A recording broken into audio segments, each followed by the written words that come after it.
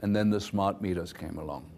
Now, let me talk about the smart meter. The smart meters are sold to us with the idea that the electric companies can feed back to us what rooms in our house and what instruments in our house are using excessive energy, and that the company will make some suggestions how to moderate our electric consumption so that our home is more green. It doesn't contribute to the use of electricity so much. That's what is being sold to us. But in fact, what we're getting when we have a smart meter on the house is a report that shows, yes, 3 days ago you used that much electricity, period.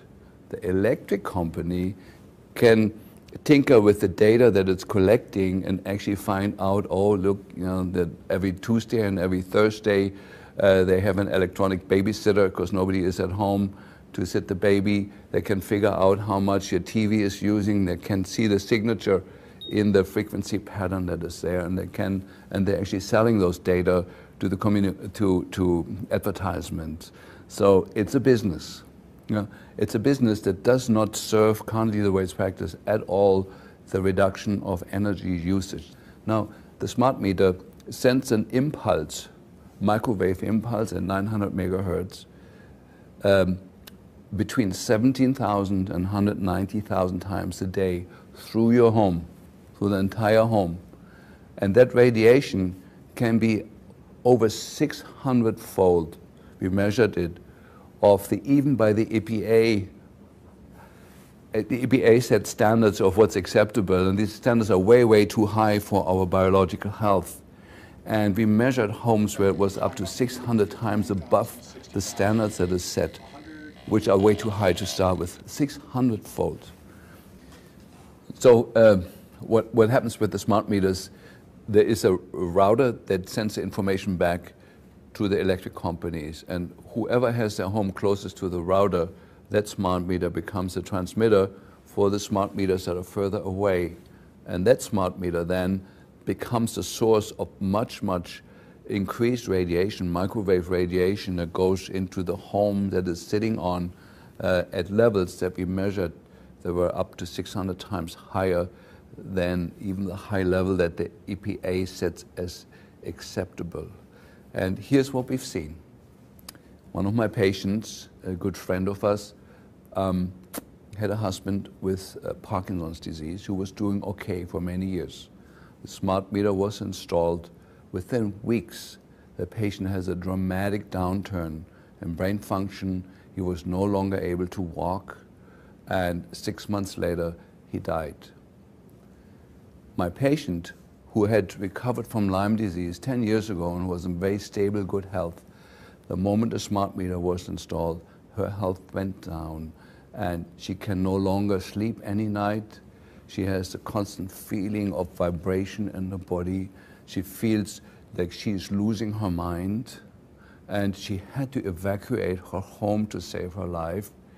She moved back in with family members. She has a beautiful home here in Mercer Island in Seattle, in the richest, wealthiest area, in a home that she can no longer live since the smart meter is there. Now we're trying, me as a physician, I try to explain to the electric company that, that they're destroying the health of the patient. The electric company, of course, tells us, well, there is no laws overseeing the electric company is completely given free rein. As far as we know, the smart meters were never studied for the safety for humans. It's a technology done by private companies. These electric companies are private companies that have the right to install this on your house, destroy your health, and there's no accountability at all for it. So this is just one case. We have many cases where children had recovered from their learning disability, from their autism, from their asthma. Brain cancers had healed. They were non-detectable. The smart meter was installed. Within 6 months, the brain cancer is back. That was considered healed. The seizure disorder was back. The autism was back. Or children, usually the regressive form of autism, children are born normally. After the 3rd or 5th or 6th vaccination, when they're 18 months old, suddenly they have the downturn where they lose what they've gained. They lose their language, they lose eye contact, and they're bad. You don't see that with 8-year-olds, but we do. Children were completely normal, 8-year-old, in school, everything is good. Suddenly the child turns autistic, loses everything it's gained, including the language. An 8-year-old, where we find out the smart meter was installed by the house. So this technology is for a lot of people absolutely devastating. We do not know yet whether it's affecting everybody. Just some people notice it and other people just die quietly. There is this myth of electrosensitivity. Electrosensitivity and electroallergy are two different things. Yeah? It is our experience as physicians that everybody is equally electrosensitive. You install this thing, measurably certain things in your health go down. You know, we tracking now, I say it here on TV, certain sensitive parameters of it. One is an inflammatory marker called TGF-beta1, goes way, way up as soon as the smart meter is installed. The MMP9, that's the metalloproteinases, go way, way up. These are inflammatory markers. The copper level in the serum goes up as a sign of chronic inflammation driven by something that's suddenly there. The hormones go way off. The neurotransmitters go way off. So we have lab tests that we can show. Here's a patient. We monitor him for 10 years before. He was completely normal. The smart meter was installed 6 months later. The patient looks like a dying patient from the lab work. And we find those changes even in people that say, well, my wife is sick since the smart meter's in there, but I'm totally healthy. But we look at the lab work, it looks just as bad. Yeah, so some people have an awareness of health and goodness in them, and other people don't. But from what our experience is that everybody is affected by it. It's not just a few 3% of electrosensitive people. Yeah? And so I think I like to make that point here very clear. This is a devastating wrong technology that is, in the first place, completely not serving the purpose under which it's sold to us. It seems to be a marketing tool. It seems to be a tool to spy on people's homes for advertising purposes. We do not see any positive outcome that anybody has been informed of. You know, yes, every time your swimming pool goes on, your electric consumption goes up threefold. There's not the information that the patients get. They just get the general, yes, on Friday you use that much electricity, that's all you can get, but it doesn't give you any of the detail you need to actually be constructive to reduce your electric consumption. It's not serving that purpose, but it is destroying the health of a lot of people.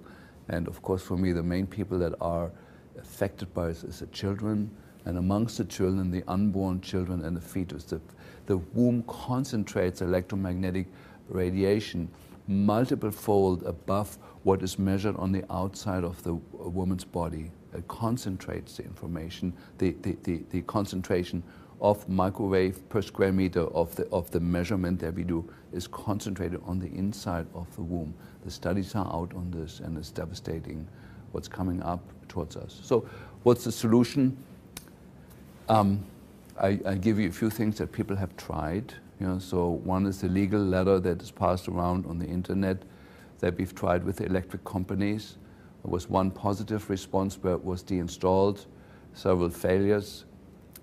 We tried to shield the smart meter towards the house, that we put lead lining against the house wall, where between the wall of the house and the smart meter, to deflect it from the house.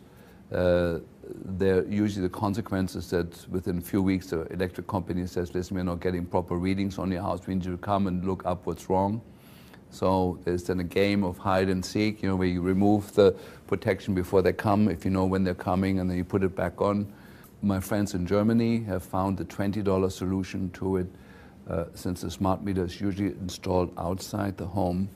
My German friends have used what I call the German method. They bought a big axe and smashed the thing. Because it's on the outside of the house, nobody can prove that it was somebody who lives in the house, and people say, we're terribly sorry, but somebody's doing this, and then as soon as it's reinstalled, they do it again. And the golden rule over there is with the electric companies, if it's done 3 times, they go back to the old system, to not lose the information or the money. And so I don't know currently technically if there's a better solution.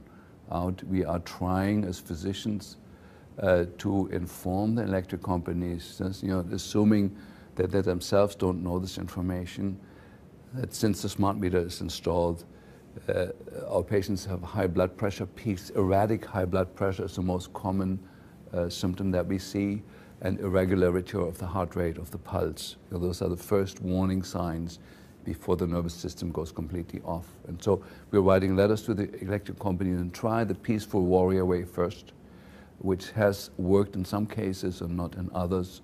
And so then there's these other stages that we have tried.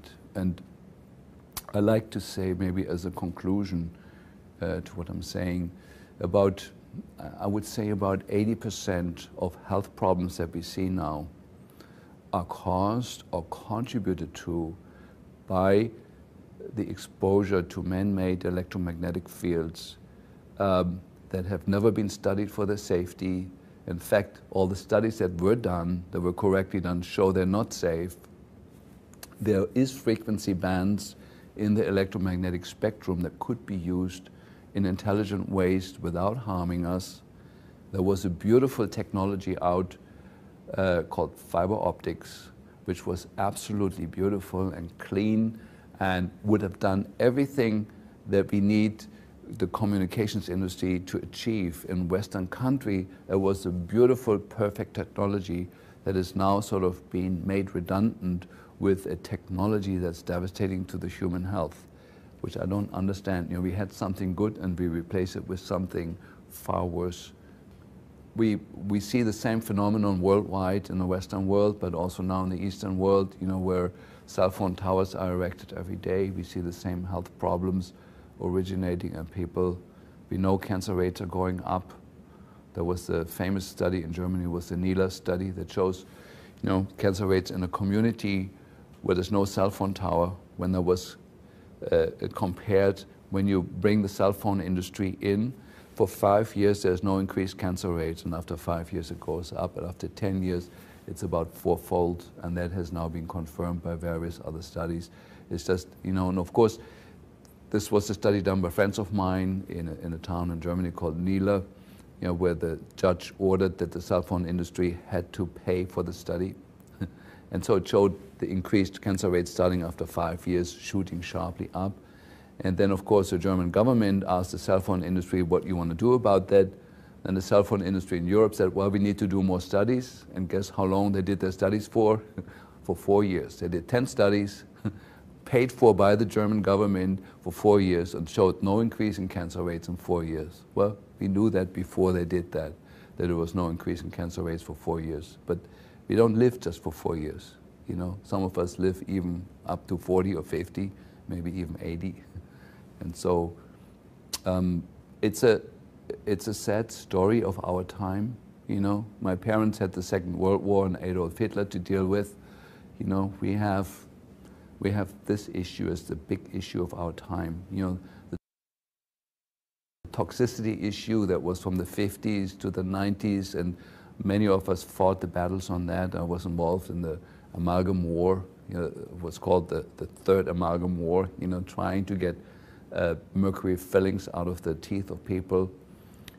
We were largely successful on those fronts, but sneaking up on us was the communications industry, using wavelengths and using methods that are unnecessary, unhealthy, dangerous, and are simply driven by greed. They're not driven by any intelligence. And we can have, everybody can have their computer and they can have their cell phone, and there is safe ways of doing that, but it's not what we're doing currently.